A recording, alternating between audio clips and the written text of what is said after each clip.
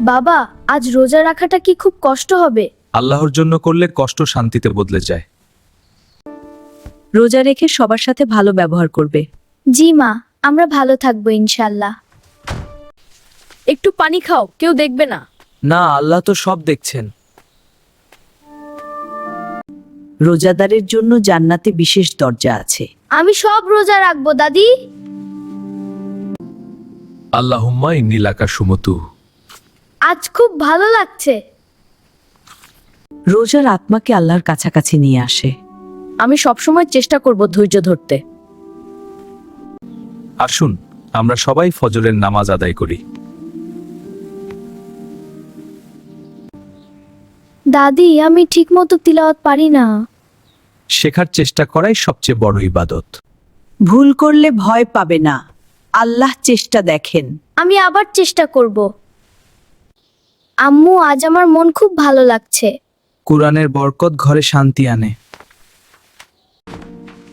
আমাদের ঘর আজ যেন আরো আলোকিত লাগছে। আমি প্রতিদিন কুরআন পড়ব। কোরআন শুধু পড়ার জন্য নয়, বুঝে জীবনে মানার জন্য। বুঝে জীবনে মানার জন্য, এতে আমাদের জীবন সুন্দর হয়। রোজা শুধু ক্ষুধা ও পিপাসা নয়, আমি সবসময় চেষ্টা করব ধৈর্য ধরতে। রোজা শুধু ক্ষুধা ও পিপাসা নয়, আমি সবসময় চেষ্টা করব ধৈর্য ধরতে। ভুল করলে ভয় পাবে না, আল্লাহ চেষ্টা দেখেন। আমি আবার চেষ্টা করব। বাবা, আজ রোজা রাখাটা কি খুব কষ্ট হবে? আল্লাহর জন্য করলে কষ্ট শান্তিতে বদলে যায়। রোজা রেখে সবার সাথে ভালো ব্যবহার করবে। জি মা, আমরা ভালো থাকবো ইনশাল্লাহ। একটু পানি খাও, কেউ দেখবে না।